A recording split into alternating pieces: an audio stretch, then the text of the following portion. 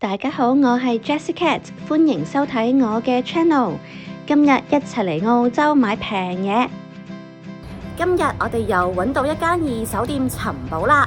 咁我哋成日咧嚟二手店度執平嘢，當然咧就要做翻啲貢獻啦。呢間二手店屬於救世軍，我哋喺屋企拎咗一袋唔用嘅雜物，拎嚟擺喺門口嘅呢一個捐獻箱。入到去之後，發現呢間二手店橫跨幾個鋪位，非常之大。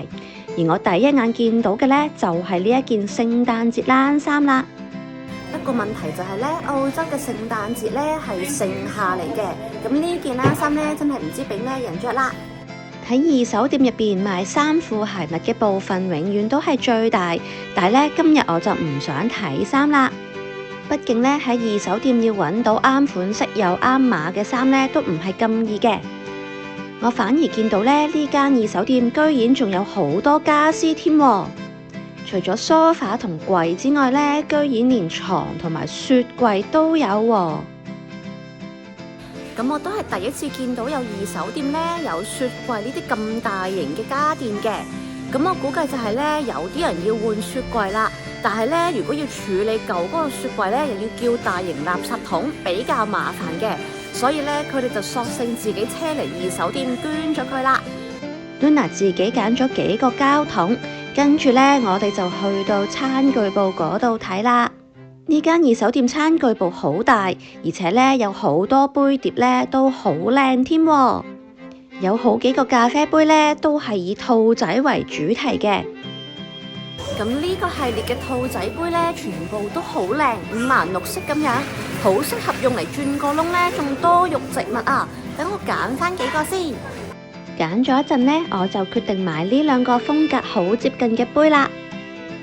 呢一個餐具部仲有好多嘢睇，我哋花得最長時間呢，就係喺呢一個部分啦。而 Luna 爸爸呢，就忽然間決定呢，要喺度揀一個杯做朗口鐘。睇完餐具呢，我哋就嚟到家品部啦。見到有隻狗仔擺設好靚，不過呢隻手原來爛咗少少啊。咁呢隻狗仔呢，其實只係賣5蚊啫，可惜嘅呢，就係隻手爛咗少少。咁我當然係唔會買啦。不過其實呢，都覺得有啲可惜嘅。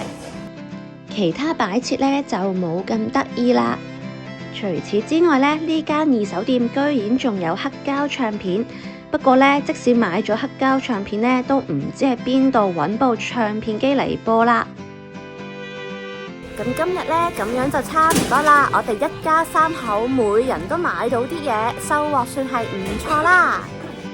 我哋揀嘅呢一堆嘢呢，加埋都只係7蚊咋，真係好抵啊！